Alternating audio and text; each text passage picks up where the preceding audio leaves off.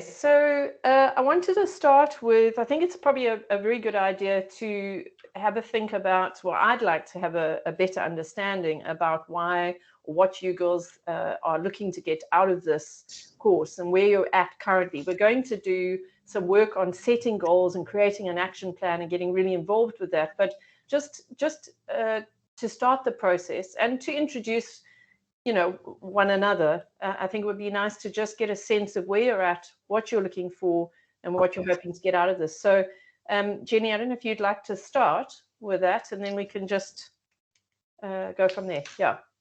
I don't mind starting. I think I noticed a drastic change in my body and, moods, etc. as soon as I hit 50. Yeah. In fact, it was quite remarkable. It was so bad that the one day my daughter arrived in my classroom with a packet from Dischem, and she had gone and bought me a fan, and she had asked the pharmacist there what she could give to her mother, because her mother has, it's almost like a switch is stripped. Yeah. Okay. Yeah, and also just the incredible change in body shape. It's been ridiculous. And now the middle age spread. I mean, Yeah. Jenny, how old are you? I am 56 at the moment. Yeah, 56. Yeah. Okay. All right. Yeah. And in terms of what you are looking for from this program in particular, obviously, we'll discuss what my goal for you is in terms of the benefits.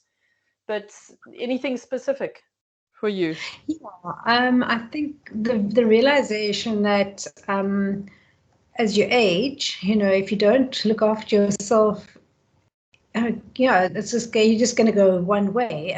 You go downhill, and I want to have mobility to the end. I want to feel comfortable and have energy.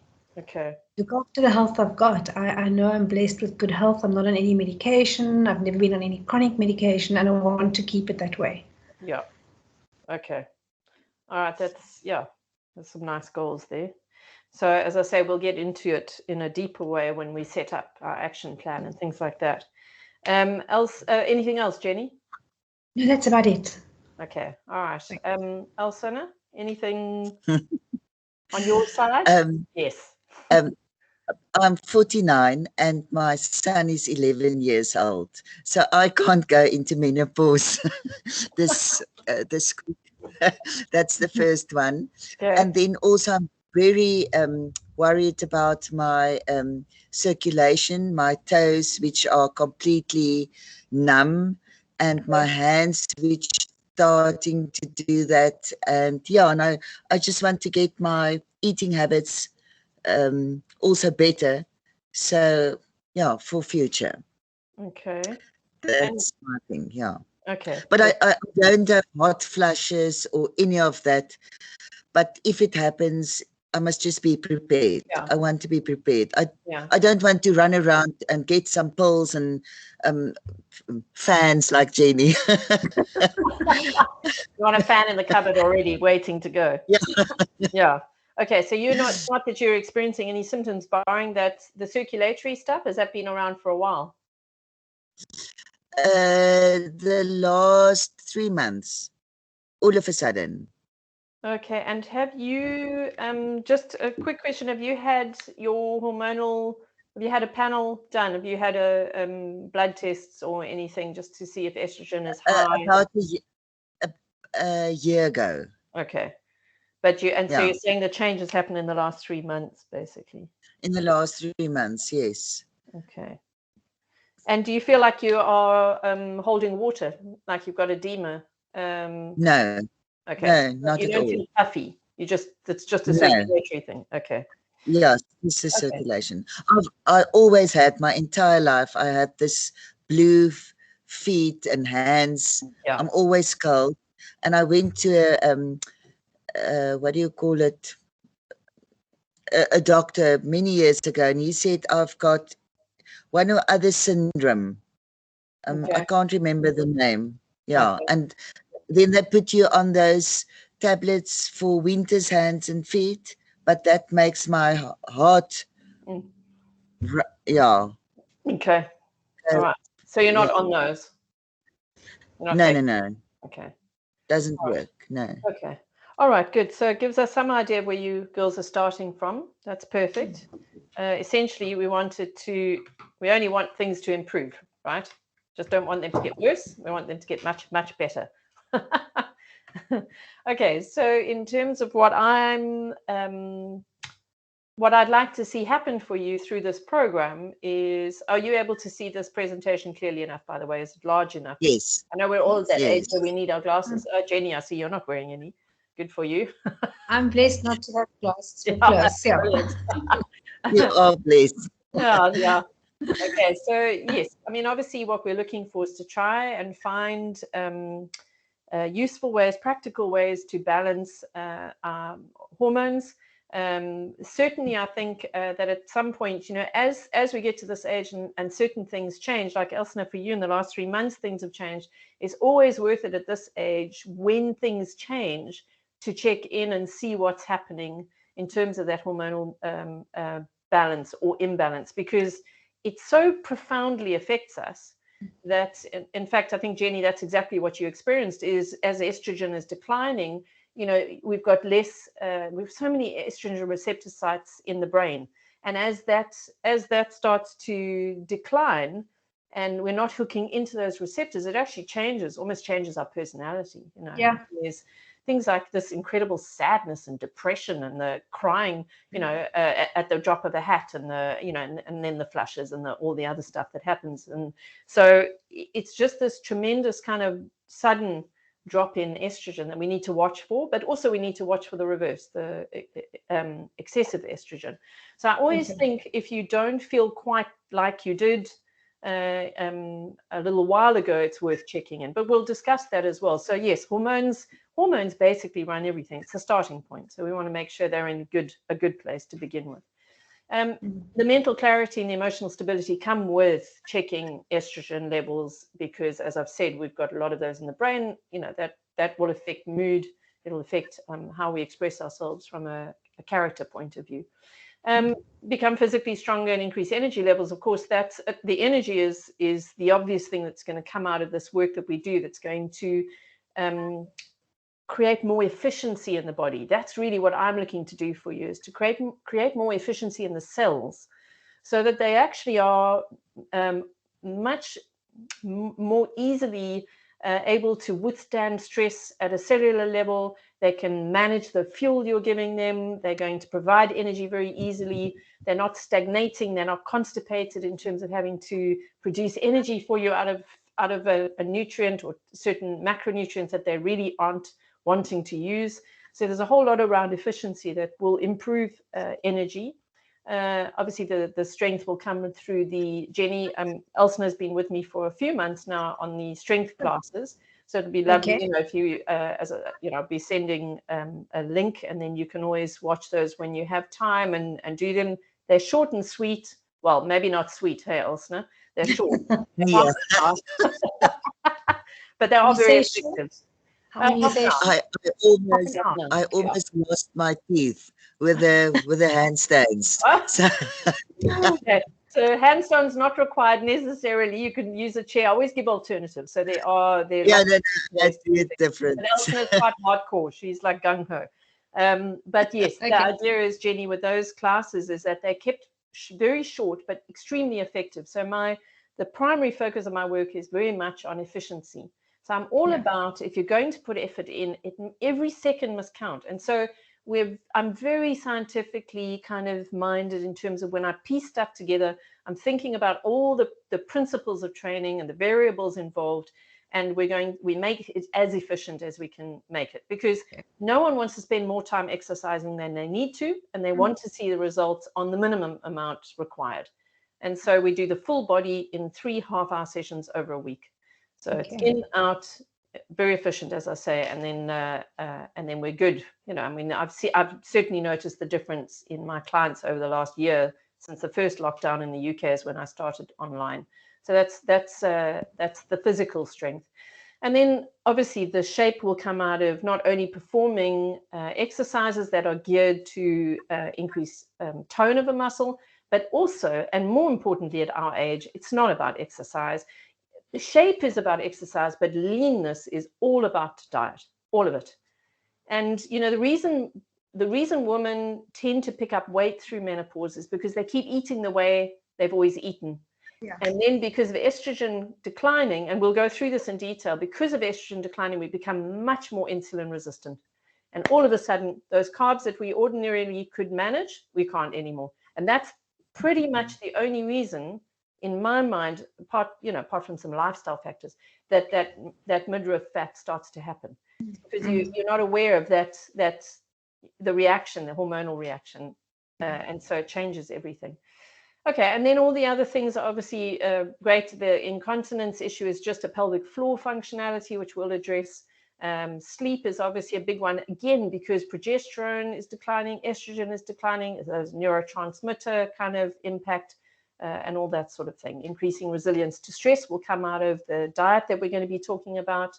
It's a very key one for improving cellular resistance to stress.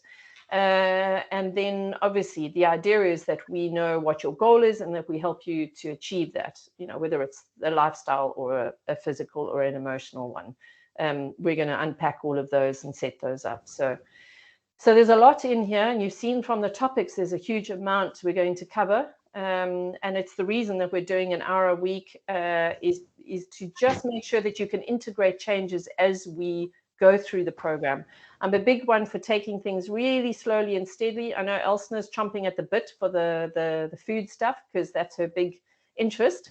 And I'm going to always make sure you've got something practical to take away, because I think that's important, and you feel like you've got something to work on and practice. So we will always deal with practical stuff. But I also think that the slow and steady is the answer, because what we're going to be looking at in terms of goal is to say, what do you want your life to look like in 12 months time? So we're not talking about in 3 months. In fact, my preference would be almost 2 years, for you to think about, well, where do I want to be? What do I want to look like? And how do I want to, what's up, Jenny? No, I lost you for a moment because of the bad Wi-Fi. It's fine, carry on. Okay. So yeah, just saying that we need to look long term. So this needs to be a process. It's a process of education. It's a process of integration. And the more you can integrate and process things and do it from in a gentle but a realistic way, and we're not throwing everything at you, the more chance you have of changing your life permanently. So that's a big one for me as well. I'm not terribly interested in someone, coming along to me and saying, how do I lose 15 Ks in 3 weeks? That's just not realistic. It's not going to happen, and it's not going to stick, even if it does happen. All right. So before we kick off, I think it's important, well, we've kicked off, but I think it's very important for you to understand that there are certain principles that we're going to base all this work that we do on. And those philosophies essentially are, for me, the foundation of the work. So in the first instance, when I say we're camels, essentially what I mean by that is, it's the sort of the last, it's the straws on the camel's back that are what define whether the camel can manage or not. And so for me, there are so many straws, and I think there are a lot that people don't appreciate. So things like, that food is important, that not drinking too much alcohol is important, that exercising is important. But, things like sleep quality, sleep quantity, exposure to radio frequency, electromagnetic radiation, your breathing habits and patterns, whether or not your diaphragm and your pelvic floor are in sync. There are multiple things, and you'll see as we go through all the lifestyle factors, there are a lot of straws that your system is carrying. And when we look at the picture of health today, and we look at the number of people experiencing cancer and other lifestyle diseases, for me, it's not one thing that causes that. It's the load on the system. And so what we're going to do through this program is try and just take off as many straws as we can in terms of what we can manage. So it could be that you live next door to a cell phone tower. Okay, you could pack up and move if you really wanted to. But if you can't, then we manage the other stuff that you can deal with. so that we can increase the strength and the resilience of the system or the camel, so that you can handle the effects of that tower next to you, for example. Okay. So for me, it's kind of like the way less principle of, take from here and add to there. It's that, where you kind of do credits. That's how I see improving health fundamentally, is that we take from here and we add to there, and we boost the system in that way. So that's managing the load in as much as we can, and not stressing about the things that we can't manage, because there's no point to that. Okay, stress, as we all know, is the thing that'll kill you. So most of the time, we want the camel to be pretty happy. We want it to be, in a good space. It's not terribly loaded, so that if a load comes along for a period, because we all know we go through periods of high stress.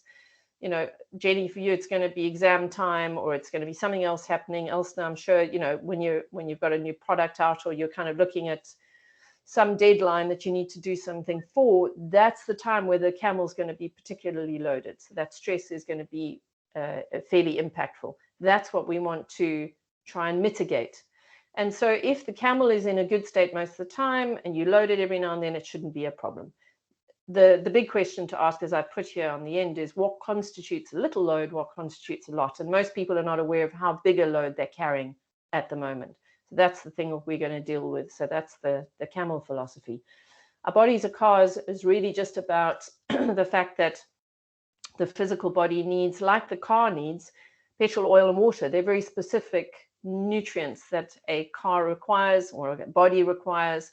And so most of the time you have to feed it or water it in the way that it's required. You can't put diesel in a petrol engine, or vice versa. It's going to break.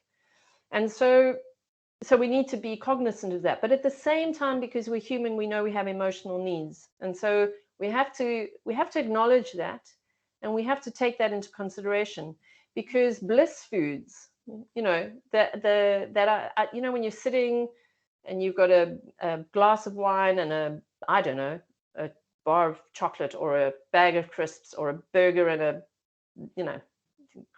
chips, or whatever it is, pizza and beer, whatever floats your boat, that is not food for the car, you have to be able to enjoy those moments as well. It's imperative, because we also have an emotional side. So it's no good just operating entirely for the physical body. We need to operate for the mental and emotional side as well. So I think it's very important that what you do most of the time is what counts, because that's about looking after the car. Okay. What you do some of the time is not as important, because that's about letting your hair down for those bliss moments. And when you do that in a smaller sort of less often, then your chances of it affecting you are far diminished than if it was the other way around. So I often have clients coming in who are pretty much most of the time eating for bliss, and not very often eating for the state of their car or the state of their body. So we're going to try and switch that around, but give you the leeway to also enjoy foods that you really do enjoy. Okay, otherwise it's like diet city all the way, and that's just awful. Which gets me onto the next point, which is I have no interest in putting anyone on a wagon.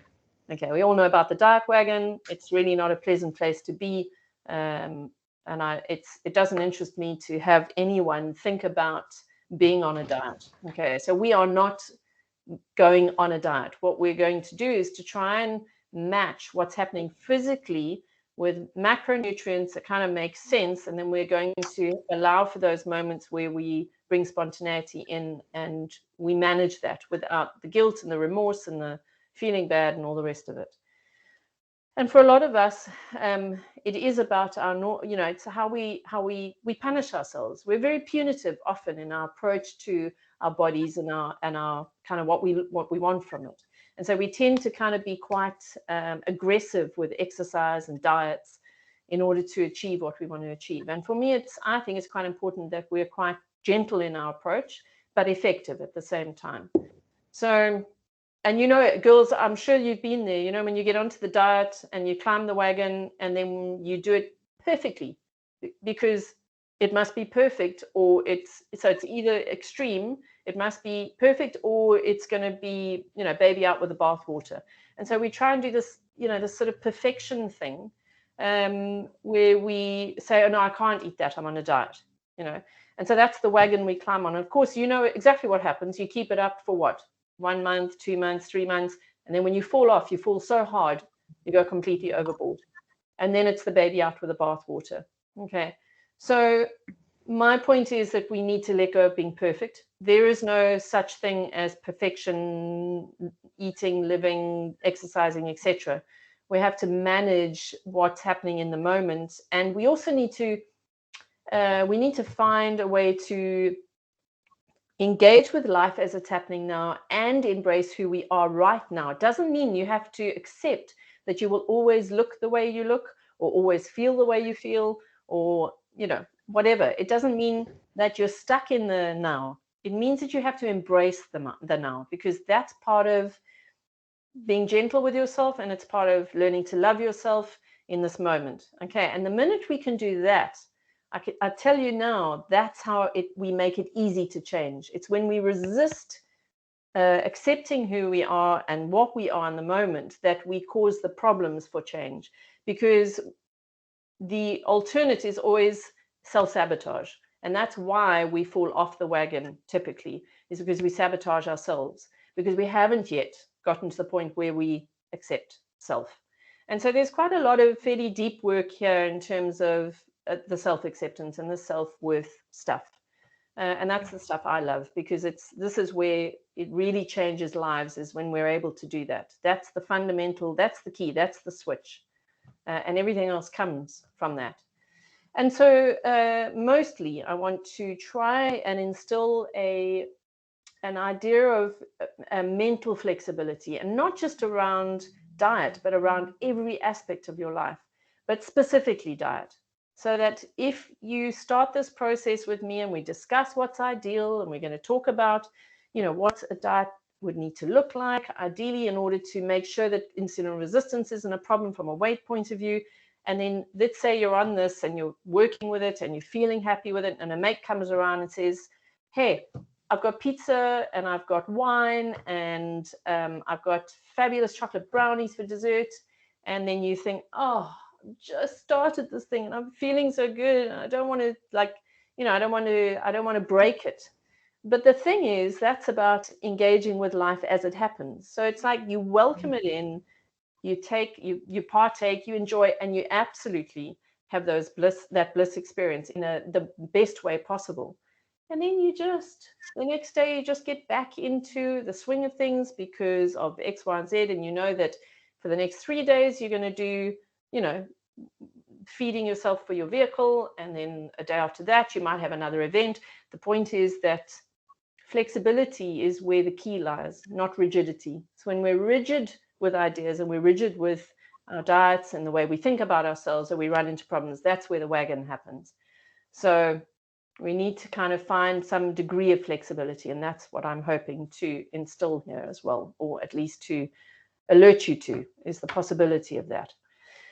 So I sent you both your health appraisal questionnaires and suggested that you have them on hand, because it would be good to just get through. I just want to show you, we're going to briefly, everything we do is going to be addressing the results of the health appraisal questionnaire. So there's nothing we'll do through this program that won't be dealing with it. But I wanted to show you and talk through a little bit of this so that we have a sense of what these scores mean. Here's just a sample. This is a sample from a client who was, I mean, it's many years ago, but, you know, she was struggling with quite a few things. You can see it's a very colorful graph. Yeah. Now, so what I was going to suggest is I'm going to talk through these sections. You don't have to share, you know, what's going on in your graph, but you're very welcome to. It's entirely up to you. So if you have a question around your particular graph and your particular scores, then by all means ask the question. So we're in a situation where this, for me, is a beautiful insight into health, because it's based on a completely subjective point of view. In other words, when you filled in that questionnaire, you were basing it on how you feel. I'm not comparing it to norms. It's not a blood test that's just, you know, that's given you, where you're given a range. This is very much about symptom experience. And that tells me a lot about where you're at right now. So I like to use this, and it's something that we can redo at the end, because then you can see, point A to point B and what's happened. The first 4 columns are as you can see, are gut related. So this gives you an idea that gut is the fundamental starting point for health. There's nothing more important than gut health. Everything starts here. And that's fundamentally because the gut is it's almost the outside inside. So from mouth to anus, it's a series of tubes. So it's actually allowing external stuff to run through the system. It's a closed system in a sense, and it's what feeds the body everything it needs to be functional. So it's imperative that it's in good health. The first score on gut function just says, if it's a high score, it tells me that you're not perhaps producing enough hydrochloric acid. You might not be producing enough digestive enzymes to manage the food that's coming in. Okay, so that's a functionality point of view. And we'll discuss that when we go into digestion. The second score is about inflammation. Now, typically when that's high, it tells me that there are certain foods coming in regularly that are actually causing gut inflammation. The typical, or the usual suspects are things like gluten and maybe eggs or soy or dairy. Those are the sorts of things that if we were going to experiment with and take out of the diet, they would be the sort of first things that we would look at. So always when you see an inflammation score, that's very much related to something you're putting in regularly or consistently that is causing potentially leaky gut or an inflamed stomach lining.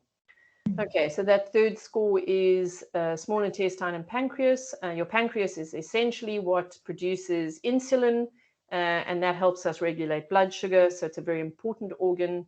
And so we have to look to the possibility that it's being influenced by blood sugar mismanagement or dysregulation.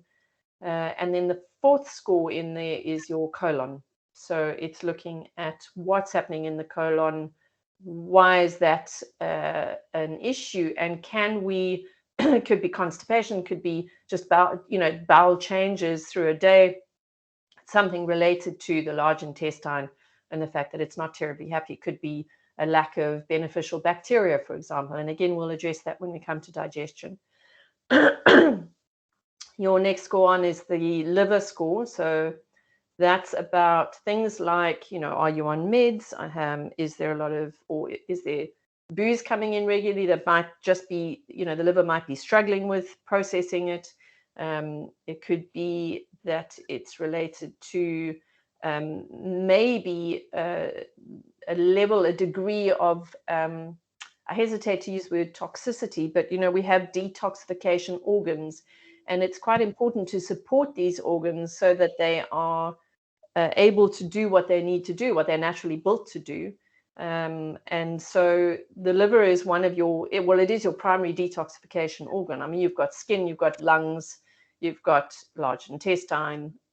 So there are numerous detox organs, but that certainly is the one that tends to work the hardest. Are you putting in personal care products that the skin is absorbing that then, are full of parabens and methylparabens and other paraffin-based compounds that the liver then has to try and process? Are you taking in foods that have a lot of colorants or flavorants or those sorts of things? Maybe artificial sweeteners. All of these things are compounds that the liver has to then find a way to process.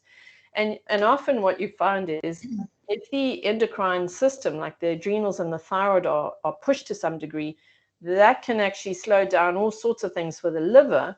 And it can lead to weight gain because the only safe place that the body can store these compounds, these potential toxins that come in through diet and other pollutants, is it will store it subcutaneously because it's the safest place to put it. What it's not going to do is store it around the vital organs. So it just creates another layer of fat to kind of store. And often these compounds will mimic estrogen, so they're fat soluble, and the body will just create another layer of fat to store it in. So often things like skin cleansers are quite a nice way to just lift toxins out of the pores of the skin. So it just sort of takes them out through the top rather than dumping them back into the bloodstream and going deeper in for things like the liver to have to process. So we'll be talking about how to support detoxification pathways as well. You know, they're nice, easy ways to do that. But certainly one of the first ways to, I find, to eliminate excess body fat is to consider the fact that these organs might be a little bit pushed for capacity. And then there's obviously your endocrine system, which is the adrenals and the thyroid. And those guys they're almost, you know, key to health, because if the thyroid, often if we're adrenally pushed, and adrenals typically are pushed when it comes to high stress periods in our lives, and if they are pushed to the extent that they can't manage terribly well, they'll push on thyroid. Thyroid then, you know, may have a problem in terms of converting certain compounds into energy, and so then we feel energy goes and energy drops, and so we need to support the adrenals in order to support the thyroid, in order to support the liver, because the endocrine system, you know, is very the liver is quite dependent on the endocrine system, and the gut is also influenced by the endocrine system, and they're all interlinked. And so it's useful to address all of these things through any program.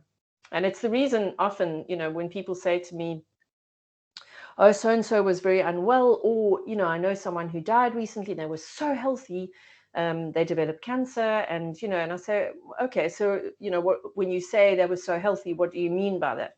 You know, well, they ate very well, they ate a good diet, and they exercised. I mean, that's just like 2 things out of an enormous number of straws the camel's managing. And so this graph for me is an insight into the straws and possible inflammation in the body and what it's dealing with and what it's having to manage. And so that's what I love about this particular tool. So it's never a simple thing. It's never a simple thing. We need to understand that when it comes to the physical body, one thing influences another, influences another influence. It's just like a cascading effect. There's blood sugar regulation after that. So let me just pull this down.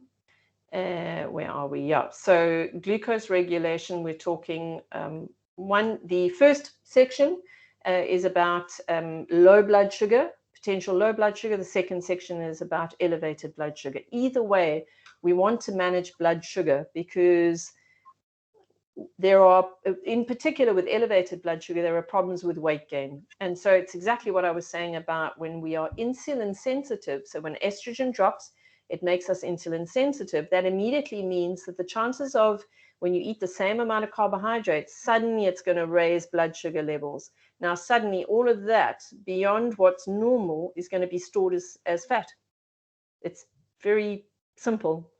But if you can keep your blood sugar stable, okay, we call it glycemic variability. So we rather want to keep things very steady rather than this up and down thing, because it's where you're up, you have a problem with storage, and when it's down, you have a problem with energy and yawning and sleepiness. And, no, I'm just saying, because it's one of the, you know, when you do a high and then you do a low, that's a typical, I'm not saying that this time of the night it's tiredness, but that can be one aspect of, you know, dysregulation in blood sugar. So we'll look at how we can better manage that glycemic variability so that we reduce any chance of storing excess body fat.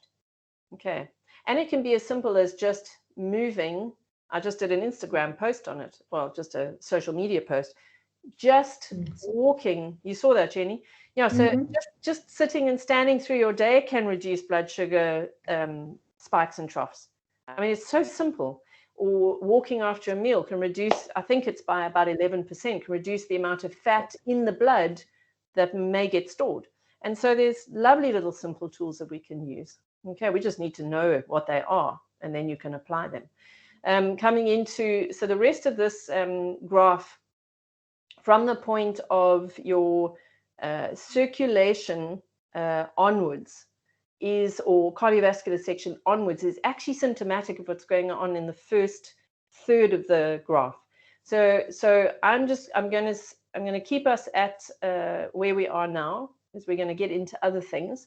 I do just want to say, so look, everything that you're seeing in your graph is going to relate to, as I say, that first third. So when we start to kind of tackle that stuff, and we start to have an impact on that first third. So those organs, we're looking at the liver, we're looking at the gut, we're looking at the endocrine system, we're looking at blood sugar regulation.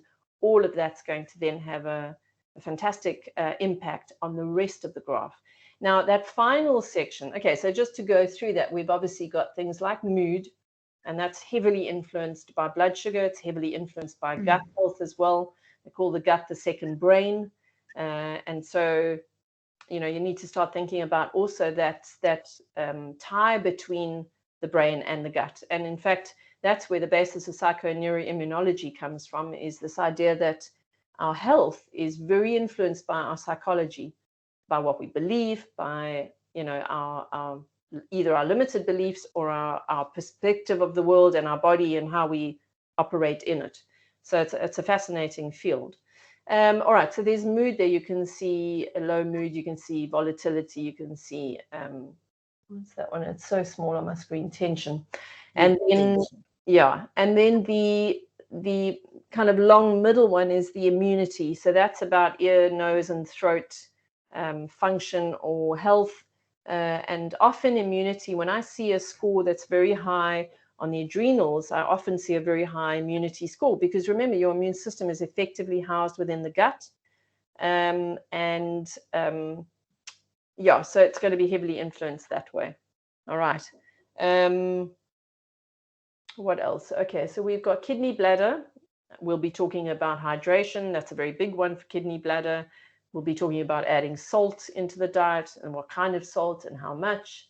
And then we've got your physical scores, which are bone integrity, you've got muscle and nerve, you've got connective tissue. And those will relate very much, in my mind, in my experience, are related very much to gut health. And this is my big thing about menopause and osteopenia or osteoporosis, is that often what's given is often what happens is that a GP might give you calcium supplements. Now, what we know happens as we get older is we start to produce less hydrochloric acid. And hydrochloric acid, and we'll cover this in digestion, but hydrochloric acid is very important for protein and calcium absorption. And so if our guts are not working as well, and we know we lose functionality as we get older, there's no point in just putting a calcium supplement in. We need to sort out the gut, because the chances of osteopenia or osteoporosis with poor gut function are going to be extraordinarily high.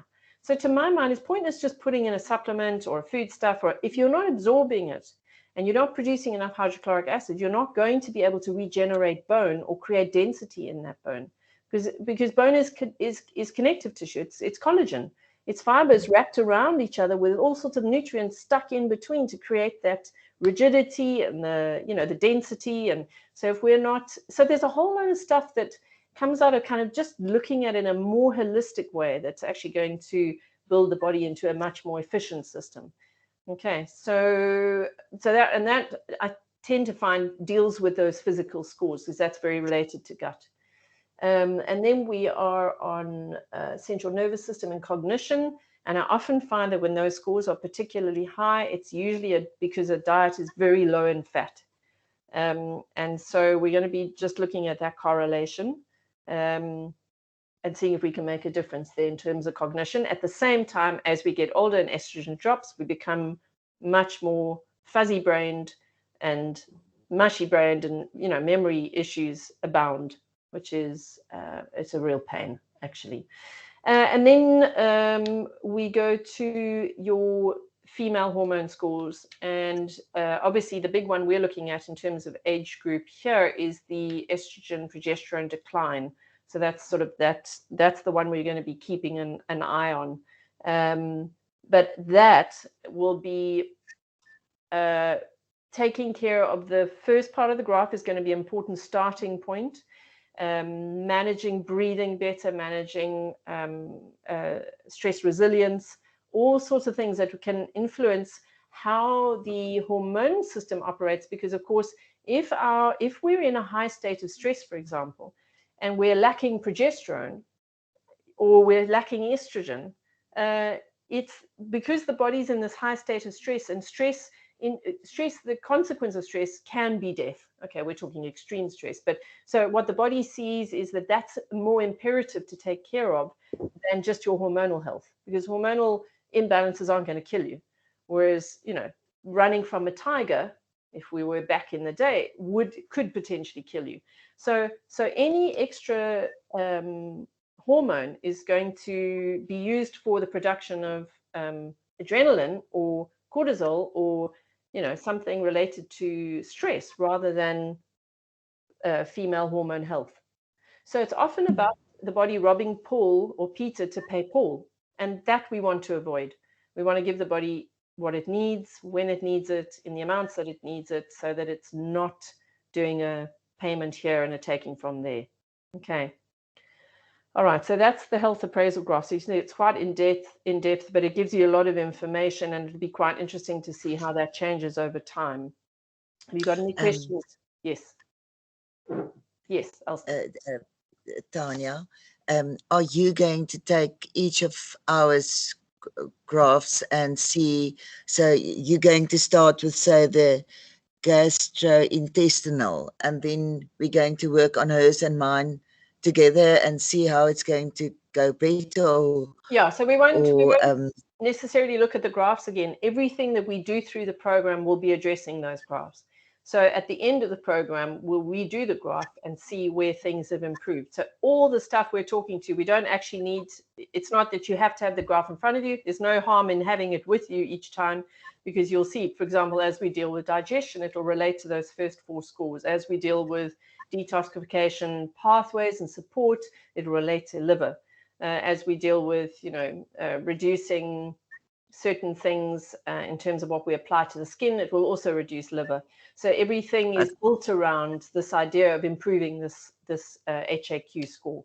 Okay, does that make sense? Yes. I just wanted to know. Yeah. And if questions come up, just ask them, and I can show you how they relate to what we're doing. Jenny, can I just? Yes. Sorry, Elsna. Yeah. No, she can speak first. No, I don't have anything. Okay, cool. All right. Okay.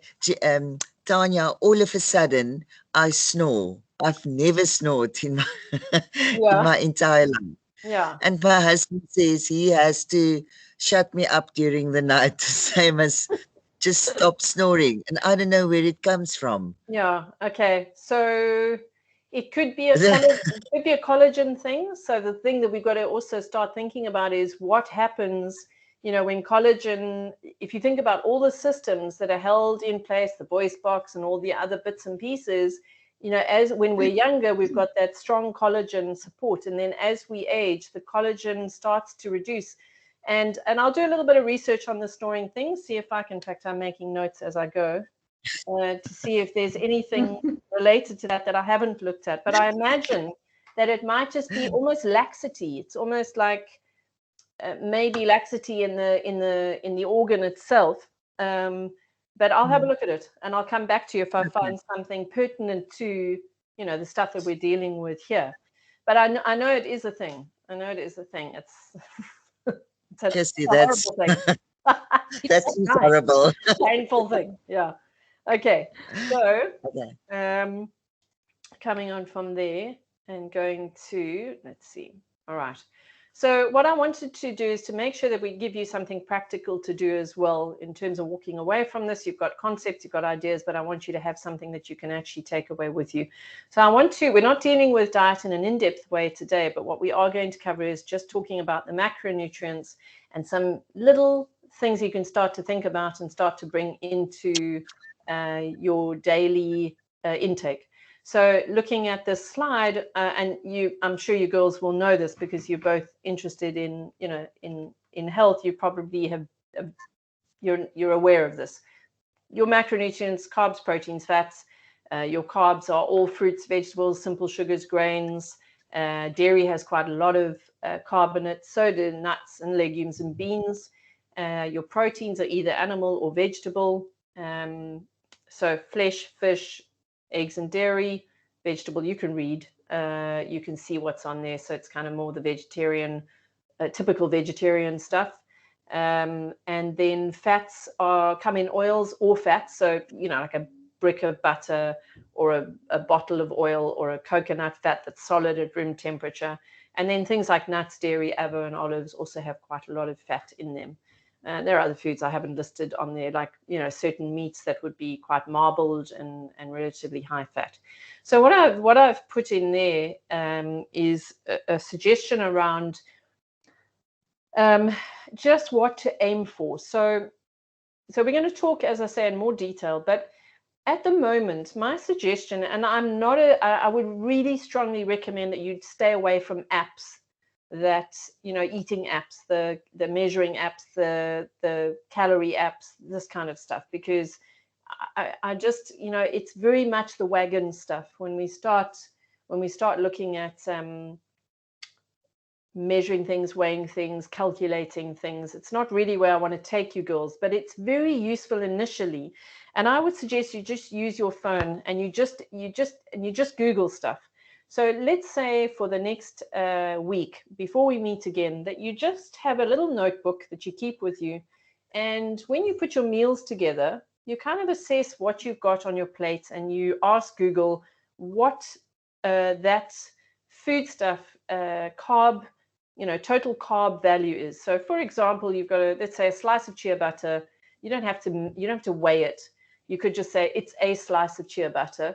If you have a kitchen scale and you want to measure it because you kind of want to understand more or less what that looks like, you could do that. But we're just doing this for the week as an awareness exercise. Or, hey, I'm eating an orange. What's an orange? What's the value of carbs in an orange? So I might do, for example, I don't know, lunch, maybe I'll have a big salad with tuna and blah, blah, blah, blah. So very little carbohydrate. And then later in the day, maybe I'll have I love oranges and then season. So it might be like, I don't know, 12 to 15 grams of carbs in that. And then maybe later I'll have a cup of white rice. And because I particularly like white rice, and we'll talk through that too. And so I just ask Google, I say, how many carbs in a cup of white rice? And it tells me there might be 50. And if I say, okay, well, I'm trying to stay at 50 or less in a day, which is what we're trying to do at this point, we go a little deeper, further into the program. But if that's what I'm trying to do, then I say, okay, well, if I've had an orange already today, and an orange is around about 10 to 15, then I'm not going to have quite a whole cup of white rice. I'm going to have half or just over half. Okay, so I just want you to start. You don't need to worry about vegetables unless they are potatoes. Okay, potatoes are just heavier starch. I wouldn't worry too much about any other vegetable. So you're going to be looking at your fruits. You're going to be looking at your vegetables, and I will send you. I think what might be useful to begin with is, I mean, you've both heard of Tim Noakes and his Banting. Yeah. So he did a lovely, the traffic light food list, which is a very useful tool, which I think I'm going to email to you girls, unless you have it already. No, you send, please. Okay. Noakes list. It just makes it very easy to understand where the carbs, because he's done general fruits and certain foods, and he's given the so it's a quick look at it. So you got to watch for fruits, you got to watch for grains, and you need to watch for the simple sugars, and then things like beans and lentils. People don't appreciate just how many carbs are in them. So it's just a matter of becoming aware. Okay, so this is just an awareness exercise. It's not we're gonna go on a diet and we're going to make sure that we don't touch anything over 50 grams. We want to get a sense of what 50 grams looks like. Okay, that's our starting point. Jenny? Yeah, proteins. Is that palm-sized helping per day or per meal? Is that per day? Per meal. Per meal, okay. Per meal, yeah. So, it might be 2 or 3 eggs. It might be a piece of steak, might be a chicken breast or chicken leg and thigh. And it's a more or less. Because again, we'll get into that in a little more detail. But I just want to give you a picture that you can take away. Yes, Elsna. Jenny, how many times a day must one eat? 6 times or 3 times? I only eat breakfast, lunch, and dinner. That's all I eat. I don't eat in between. But now they say you must eat rather 6 small helping. No. So So what? we'll come on to that when we deal with intermittent fasting. And Jenny, you know about it. You've obviously read Noakes's book, and you've got I think that's why you made contact with me in the first place, possibly, is because you know that's my kind of take too. So intermittent fasting, Elsner, we'll talk about that. The problem with eating 6 small meals a day, or even 3 meals a day, is that you're constantly challenging the mitochondria.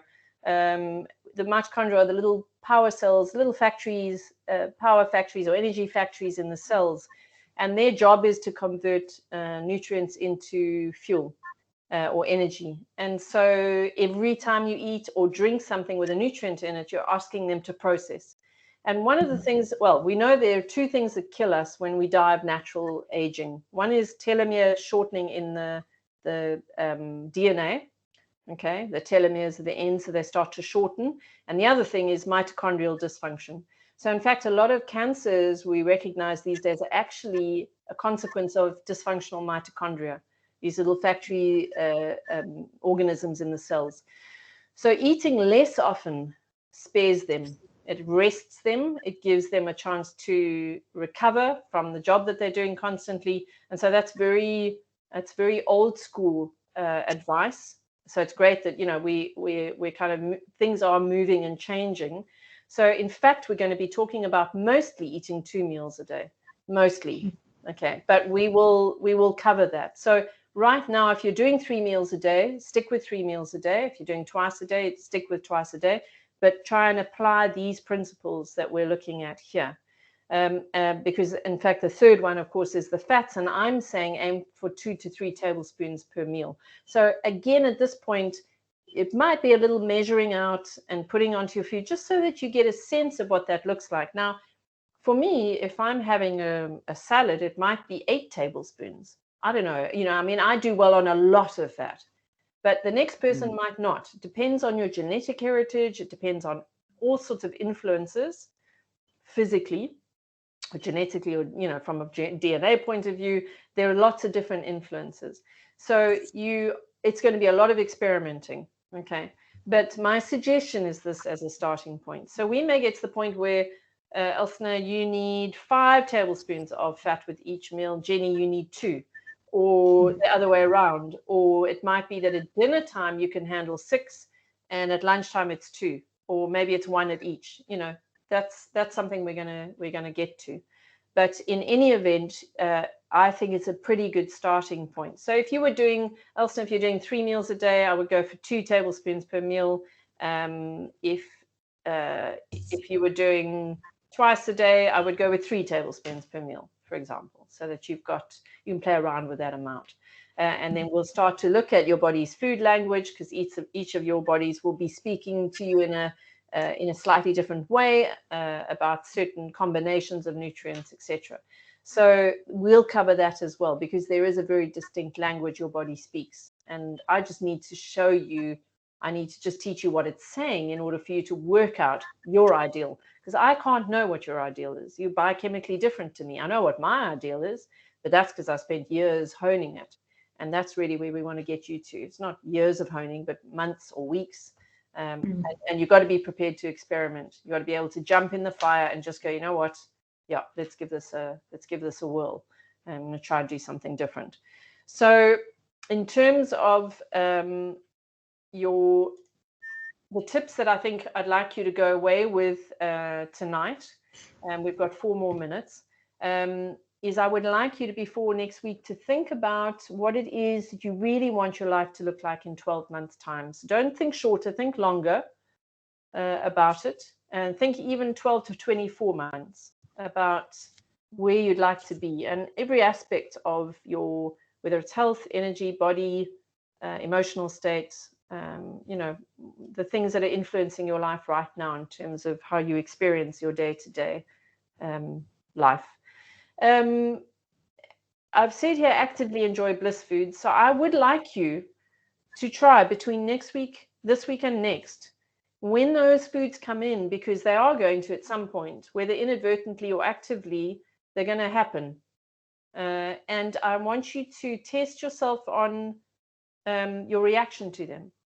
So when you're consuming them, enjoy them. So be actively enjoying them, and try when you've finished to see it as a past event and not consequential at all.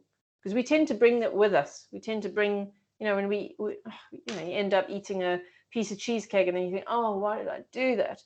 And instead, every mouthful, make it an incredibly enjoyable experience. Love it for what's happening in the moment. And then when it's done, it's done. When the plate is empty, it's done. And so you need to just be very conscious of what happens in those moments where you're eating those foods. And I'd like you to actively, as I say, actively enjoy. And it's harder. I mean, it's easier said than done. So I appreciate, I'm not asking you to do an easy thing. I know, because I've been there myself. And I don't know if you two know that I was a professional ballet dancer. That was my first career choice. And I was taken off stage and told that my body was disgusting and I looked like a pudding. And I was probably 6 or 7 kgs lighter than I am now. I mean, I was by no means fat, but I just wasn't. I'm not built for classical ballet. I'm built for hurdling. I'm not like a power. I've got power. I don't have skinny length and long limbs, and so it was more about my natural shape, which was more athletic than it is a dancer's shape. But so my point is, I've been through that. When I was at ballet school, I stuck my finger down my throat. I starved myself. I smoked instead of eating. I did all that shit to try and, get to the point where I was scrawny enough. And eventually in the end, I left. In the end, my head's screwed on far too firmly for me to do that kind of stuff to myself. But it was a useful experience, because I understand the obsessiveness of, and the burden of the constant thinking about the body and what it looks like and what I can eat and what I can't eat and all that, it's horrible. And I want to take us right out of that kind of way of thinking, out of the diet mentality. And then I said, just stay off the wagon and engage with daily life. And that's got to do with the bliss stuff. So it's just, as stuff happens, deal with it. Don't, get into the state where you go, oh my God, just go, okay, cool, that's come up. Can I avoid it easily enough? Yes, no. If not, don't stress. If I can, okay, cool, I'll go around it and I'll do something different. Don't make a big hoo-ha about it, okay? And then eat less carbs, eat more fat, and moderate amounts of protein. And that's your starting point for now. Any questions? Yeah. Okay. Tanya, how much water should we be drinking? So that we will get to, but I guess probably just a good place to start with is, in fact, we'll use a formula. So you could use that now. It's 0.033 times your weight in kilograms. Is more say again. 0.033 times your weight in kilos. And you could work to more or less that. You don't need to do it exactly. It just gives you an idea of what would be ideal, because unfortunately at our age, when we're thirsty, we've essentially gotten to that point where we actually are dehydrated. Whereas someone who's younger, if they're thirsty, it's more likely a good indicator of thirst. So I would just be aware of what that number looks like. So, for me, I'm 60 kgs. So what is that? 2.8 liters a day. So yeah, I'm probably around about, on average, 2 liters, unless I'm working out, in which case it'll be more than that. So that's like 8 glasses for me, 9, 10 glasses. So I don't stick to it religiously, and in winter I'm going to drink less than I am in summer, but it just gives you an indication, more or less. And that can be in the form of tea, it can be in the form of a high quality coffee. That's we'll talk about coffee as well. I don't have issues with coffee unless there are strong adrenal reactions to that. What was that, Jenny? Sure. No. Coffee is actually an incredibly healthy drink. There's some very, very nice benefits to coffee, but it should be organic, should be a high altitude coffee to avoid the molds. So yeah, if you can look for a decent coffee, then you're good to go. And as long as there are no strong adrenal pushes, so you'll know if you can't handle it, you'll get the sort of jittery, wiry, I don't feel so good on it. Okay. All right, girls, that's our time up. So thank you for joining me. And I do feel like I've just, been a runaway mouth because there's so much information to get across. I'm probably going to ask you for feedback after each session, maybe just 3 questions. If you don't mind answering as honestly as possible, it's fantastic for me to get feedback, whether positive or negative. Just anything constructive is useful. And yeah, hopefully that has been practical to you in any event, educational, but also that you've got something you can take away from that. So I will see you next week. Yes, Elsna. Sorry, Jenny, Tanya. Yeah. I struggle to understand everything you say when you start talking about all this adrenal glands and stuff. Yeah. So will it be possible if you can send us the link so we can just go over it again, and then I can Google some of the stuff which I don't understand? Yes, you mean send you the slides, Elsna? No, like this, like what we've had just now, the hour talking. If I can listen to it again, and then maybe the recording. The recording. Yes, Yes. With pleasure. Yeah, absolutely. Yes. Yeah. So I don't understand all the English words. I'm really not good sorry, with that. Elsna, I'm so aware of that. And my so I'll need a canny dat in Afrikaans doen nie, Yeah, that's fine. So I just need to go and Google some of the stuff which I don't understand. Yeah, and bear in mind that we're going to be going through, so this was just an overview in terms of that health appraisal questionnaire. But absolutely with pleasure, go for it, do what you feel you need to. And just stop me at various times if we're going through stuff and you're not sure of anything, in future, just stop me at that point and we'll address it, because I'm aware it's not your first language and you're doing very well because of that. But don't hesitate to say, listen, I didn't understand that. No problem for me to explain. Great. All Thanks. Right. Okay. So, yes. You mentioned about the exercise, the workouts in the week. So I'm going to, so what will happen is I'll send you the recordings, Jenny, and those happen Monday, Wednesday, Friday. The recordings are generally available from midday onwards, so you can do them anytime once you've got the link. They're up and they're up for the week. Okay, so by the time the following week comes around, the recordings are then no longer available. And I do that specifically to keep everyone staying up to date with, so that they don't kind of collect a whole lot of classes and then, they haven't done their exercise. So it's a nice way to motivate. So I'll add you to that starting from the in fact, what are we today? The 28th. So the next class, I'll add you to that link. All right. So you'll get that. And then I guess, will you have time maybe in the evenings to do that? Elsna, I think, generally does evenings or afternoons? Yes, I do evenings. And then Fridays, very difficult for me. So then I'll do it either Saturday or Sunday. Yes. Yeah. So Jenny, hopefully you'll have some time to put half an hour aside. And the evenings are better. Late afternoon evenings are better. Perfect. Yeah, so the link will be ready by then anyway. Yeah. All right. Okay, girls, have a good evening. And I'll chat to you by email. Okay, good. All right. Thank you so much. Yeah, see you soon. Bye-bye. Thank you. Bye. Good night. Bye. Bye-bye.